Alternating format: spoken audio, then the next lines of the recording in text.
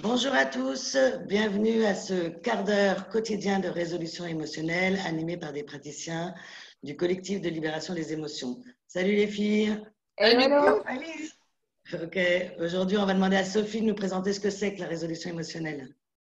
Bonjour. Donc, un petit récapitulatif de comment on fait. Alors, on a une émotion gênante, une perturbation, une ombre à son soleil, comme dirait Marie-Sabine. Qu'est-ce qu'on fait? Je ferme les yeux. Ça fait quoi dans mon corps? Je repère les sensations. Donc, ça peut me faire un point dans l'épaule, me prendre un peu à la gorge, me faire des picotements dans le ventre. Et je laisse évoluer tout ça. Je laisse faire. Je m'intéresse juste aux sensations. Je les laisse faire. Sans a priori, sans contrôle. Je les laisse bouger, se déplacer. Jusqu'à ce que ce soit complètement apaisé dans mon corps. Quand c'est apaisé dans mon corps, je réouvre les yeux. Et puis, quand je repense à ma situation, ça me fait quoi? Bon, bah, ça reste tranquille. Donc, c'est OK. Ok, merci. Merci beaucoup Sophie. Ça me passionne quand je te regarde parce que je me dis mon adolescent, s'il pouvait faire ça quand il partait en live, ça serait le pied. Du coup, on revient là pour la 3e semaine sur le sujet du sommeil, mais cette fois-ci sur l'angle de l'adolescent.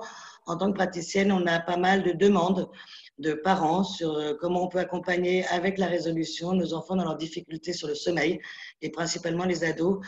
Donc là, je vais laisser la parole aux collègues pour qu'elles posent leurs questions à Sabine. Alors, Sabine, moi j'ai mon ado qui se réveille généralement assez tard, mais là, dans cette période, c'est encore plus tard. Il se réveille tous les jours à 14 heures ou presque 14 heures. Voilà. Est-ce que c'est un problème? Alors, c'est une très bonne question, Lauriane. Et effectivement, je reçois beaucoup de jeunes avec les difficultés de problèmes de sommeil, parce que je suis également spécialisée sur le sommeil, en plus de la résolution des émotions. Mais en ce moment, ça déborde d'habituellement. C'est plus du tout pareil que les week-ends des ados qui vont effectivement faire la grasse mat jusqu'à 13 heures.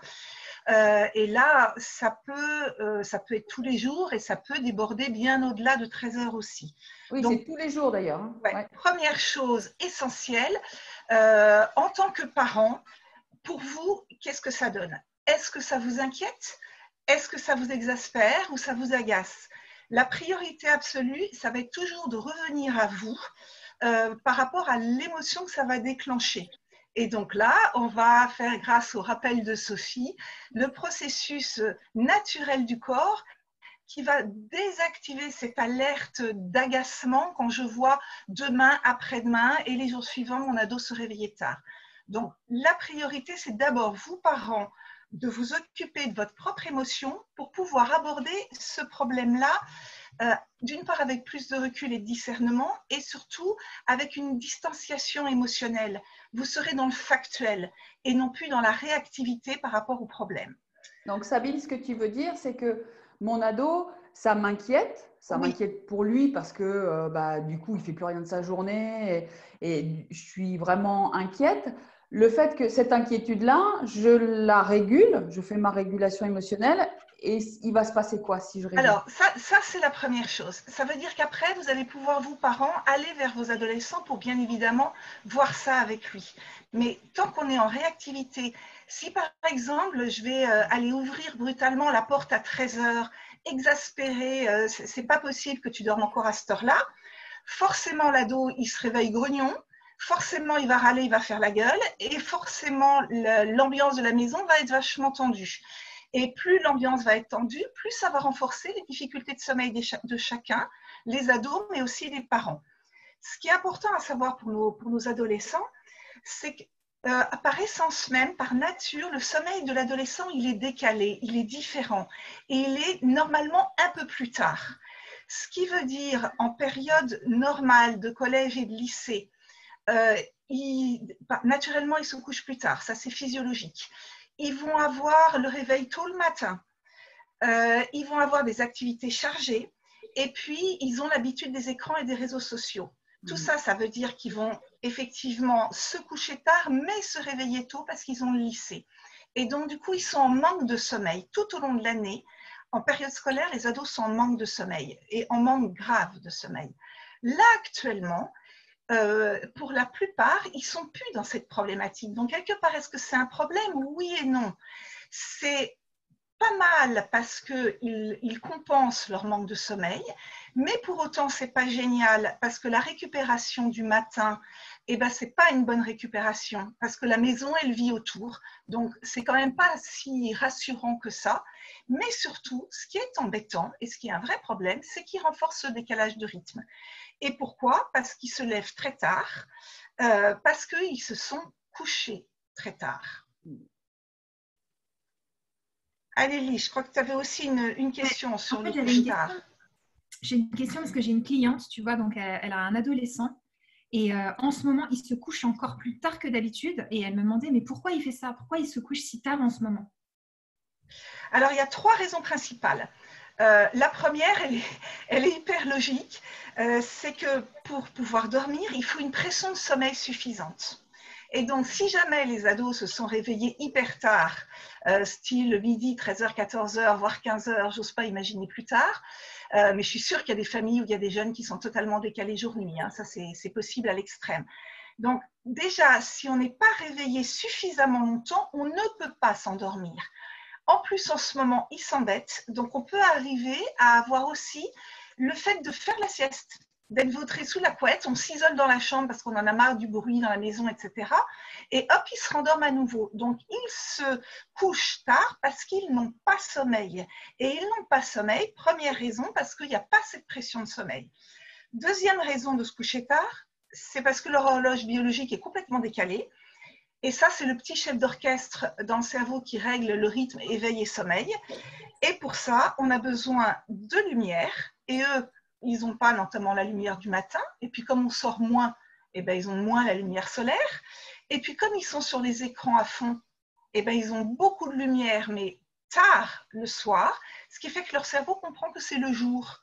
Et donc, ne peut pas fabriquer cette hormone de sommeil, là, cette hormone de l'obscurité, la mélatonine, qui leur permet de dormir. Donc, tout ça, ça fait aussi qu'ils se couchent beaucoup plus tard. Ensuite, il y a moins d'activité physique, forcément. Donc, ça aussi, ça dérègle l'horloge biologique.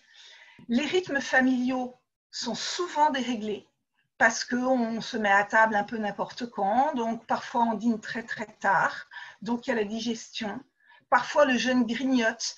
Et digestion, c'est une activité de jour, ce qui fait que le jeune ne va pas s'endormir à cause de tous ces rythmes décalés.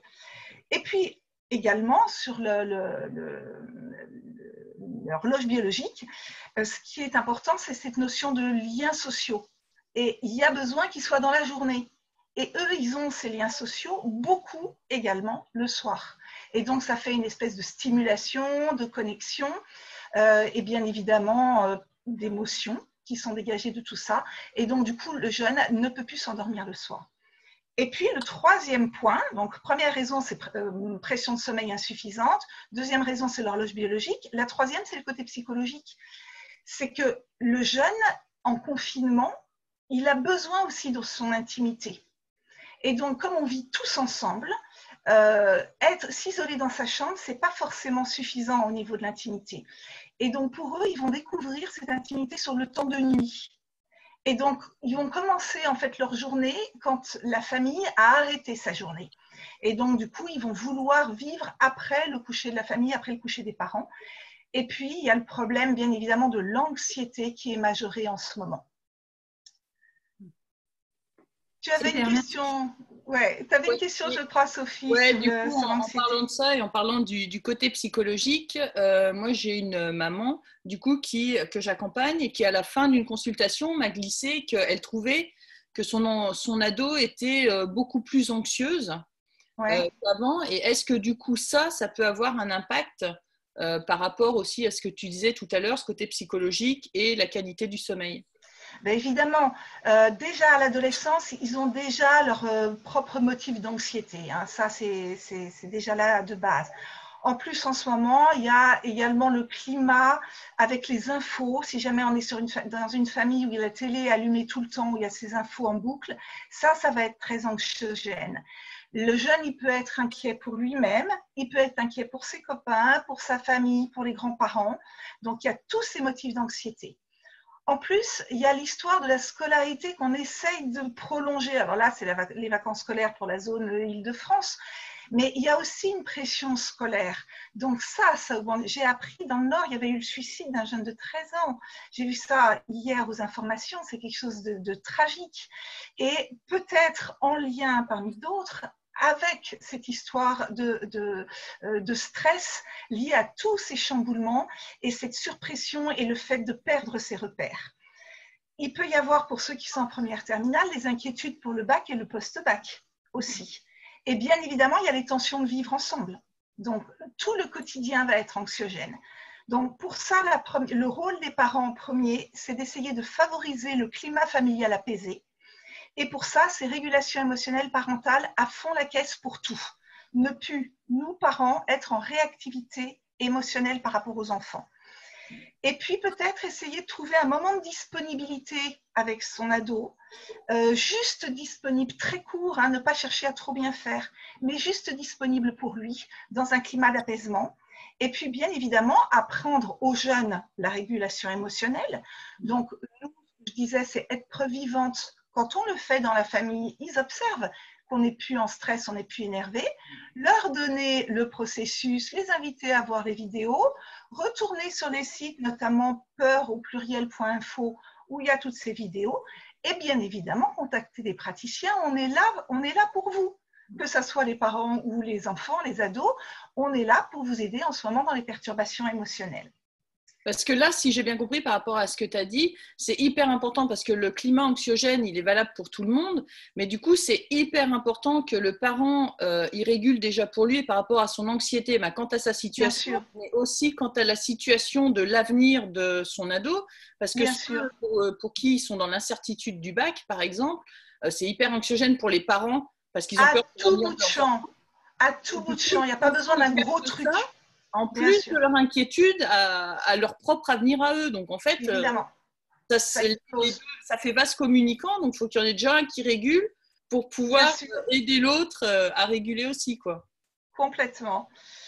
J'ai encore une question, Natacha. Oui, j'ai une question pour revenir sur l'heure du coucher. Au fait, un papa, Franck, qui demande pour son fils de 14 ans, alors est-ce que du coup, je dois l'empêcher d'aller se coucher tard le soir ?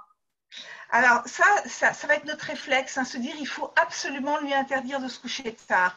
Alors, en fait, il ne faut pas prendre le problème à l'envers. Si on veut l'obliger à se coucher tôt, il ne pourra pas dormir. Donc, à cause justement qu'il s'est couché trop tard, etc., et de l'horloge biologique décalée.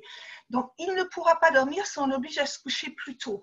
Donc, il faut aborder le problème d'ensemble. Et pour aborder le problème d'ensemble, il faut d'abord que nous, parents, soient apaisés émotionnellement, on est bien d'accord. Entendre aussi ses besoins d'intimité, de lien social, d'écran, on est bien d'accord. Mais en même temps, il va falloir aussi poser le cadre et donner des limites.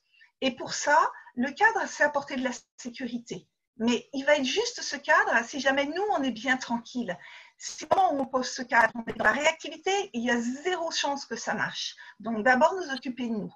Et par contre, plutôt que de l'obliger à se coucher plus tôt, s'obliger à se coucher plus tôt, où ça ne marchera pas, on va régler le problème en l'aidant à se lever plus tôt. C'est parce qu'il va se lever plus tôt qu'il va accumuler sa fatigue de la journée et que du coup, il va arriver à se coucher plus tôt. Et ça va être indispensable, notamment quand on va envisager la sortie du confinement. Préparez-la à cette sortie du confinement et pas à la dernière seconde. Et ça va se recaler grâce au lever plus tôt. Et là où c'est respectueux, c'est pas d'y aller de 4 heures d'un coup, c'est d'y aller d'1h30 en 1h30. Parce que 1h30, ça correspond à un cycle de sommeil, donc c'est la fin du cycle naturel, ce qui fait qu'on se réveille en forme. Si on veut essayer de réveiller une demi-heure plus tôt, le jeune, il ne sera pas à la fin du cycle, donc il sera grognon et pas en forme. Donc remonter comme ça de 1h30 en 1h30 au fur et à mesure pour retomber sur des horaires beaucoup plus acceptables. Et sur les horaires normaux, il faudrait avoir retrouvé le rythme à peu près 4 jours avant la fin de sortie de confinement. Ça veut bien dire anticiper sur toute la semaine, vraiment. Mais l'idéal, ce serait de commencer dès maintenant à pouvoir augmenter. 14 heures, c'est beaucoup trop tard, ça le décale complètement. Est-ce qu'on pourrait passer de 14 heures plutôt à 12h30 ? Et puis après, on va aller plutôt vers 11 heures. Vous voyez, essayez de recaler progressivement et vous, parents, de donner un rythme de la maisonnée bien régulière avec des repas réguliers et une ambiance apaisée grâce à la régulation émotionnelle. Ok, merci beaucoup Sabine. Étant maman d'un adolescent, je me disais, la question c'est celle de l'autorité aussi, de pouvoir imposer, mais sereinement. Et là, avec les éléments que tu me donnes, moi, quand je suis en position d'autorité, j'aime bien savoir pourquoi je le fais. J'aime bien que ça ait du sens. Est-ce que les éléments que tu nous donnes nous permettent d'avoir du sens? Et du coup, si on est en difficulté pour faire de l'autorité, peut-être que ça aussi, ça peut se réguler. Mais bien sûr, exactement, la peur de poser le cadre. Cadre égale repère, repère égale sécurité. C'est pas du tout pareil que l'autoritarisme, qui lui est une espèce de prise de pouvoir parce que nous-mêmes, on a peur que ça foute le camp dans tous les sens. Et là, à ce moment-là, dans l'autoritarisme, nous-mêmes, on est dans notre perturbation émotionnelle.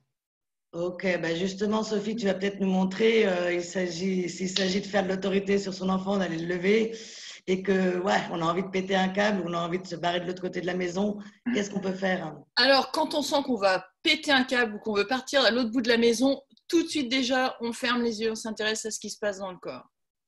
On localise les sensations.